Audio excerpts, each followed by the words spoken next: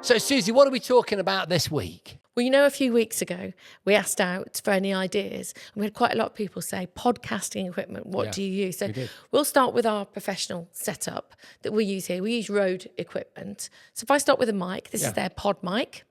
It's directional, top direction. So if I do this, you can't hear me as well as when I'm speaking into the top of the mic. Inside, it's got a pop shield, so that takes any too harsh P's and hissing and stuff like that. And it delivers this really beautifully rounded quality of sound, which is obviously what you want to have if you're listening to a podcast, especially if you're not looking at a podcast. So we've got this XLR cable that we use in our setup, but you can also buy a mic and have a USB setup if you want to do it on your laptop. Yeah, they do the pod mic in USB format, don't they? But if you've got the money to spend, then you might want to see what Susie and I's pod mics are plugged into. It's the Rodecaster Pro 2, which is this unit here, which is rather sexy. Well, I mean, in terms of the rundown of the specs, where do you start? It's got a quad-core processor or quad processor. Basically, it's a sound card.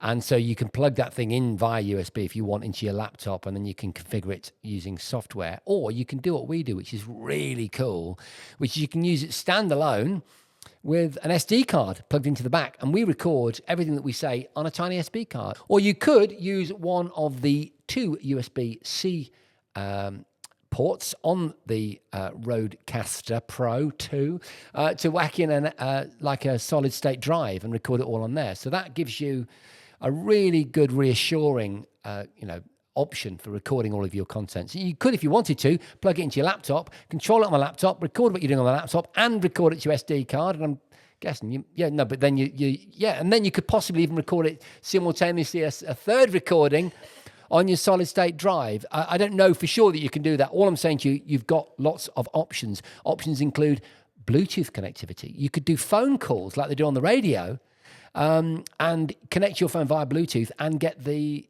conversation into the mixer.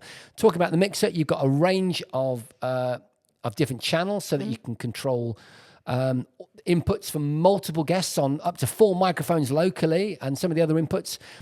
And you can get the right level, so you can get, because people talk at different levels, different volumes, don't they? And then you've got all those cool buttons, which you can pre-program with amazing sound effects like that. You've got loads of outputs via standard line out and line in, and Susie mentioned the XLR. There's also got a lovely full color screen where you can see all your levels jumping up and down, so you can make sure that you're not, over modulating and stuff. Really, it gives you the kind of functionality you would have dreamed of 10 years ago in a £100,000 studio for, 600 quid plus, which is not a small amount of money, but really you can run a top professional system off that unit, the Rodecaster Pro 2. But you don't have to break the bank to get into this sort of thing. No, there are loads of other options, and we've got one of them here. So this is an Audio-Technica Content Creator Pack, it's called. You get a lot for your money, Sue. It's about £200, I think, isn't it, this? Yeah, you got a nice boom arm, a nice metal boom arm. Yeah, so can you just hold up the boom arm that you can attach your microphone, or you can pass it to me and I can do it. Thank you. So this is the mic arm, and it's very sturdy, steel made, I'm assuming.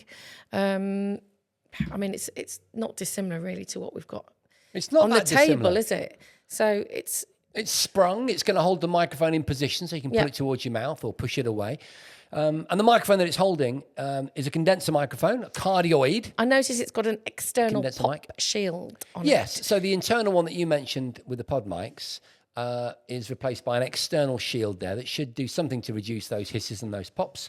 And this one is USB-C, so what that means is that you can plug it directly into your computer and avoid the extra expense of getting a complicated mixer. So you're mixing it or setting your levels in software on your laptop effectively. But that's the Audio-Technica condenser microphone that comes with the Content Creator Pack. You also get some headphones, Suze. Yep. So not bad, really, for 200 quid. If you're an enthusiast and if you're just kind of starting out. The idea, really, with this kit is that, if you're making gaming videos on YouTube or Twitch, or you're starting out in the world of podcasting, there isn't a huge financial barrier to jump over. You can actually get some decent kit and get started in the wonderful world of content creation. And to record and edit on your laptop, you can use software like Audacity, which is free, GarageBand, or Adobe Audition. They're options, and they're all very accessible and they're easy to use. They are, and they've got a range of filters and things if you want to just, improve the audio quality or change your voice or edit bits and pieces, as Susie said. And then just because the question was asked by one of our loyal listeners and or viewers, we use a platform called acast.com.